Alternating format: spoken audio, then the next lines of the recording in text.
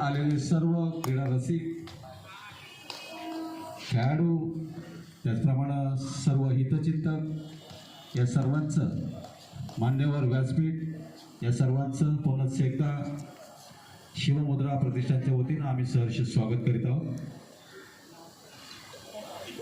व्यासपीठावरती उपस्थित मान्यवर Shri Sunil Shete, good morning अध्यक्ष, दीपक कुरकर समाजसेवक, गणेश रेवणे युनियन बँक, विनायक किरवे राष्ट्रीय खेळाडू, वीर संताजी मंडळ या सर्व मान्यवरांचं पुनश्च एकदा आम्ही सहर्ष स्वागत करतो।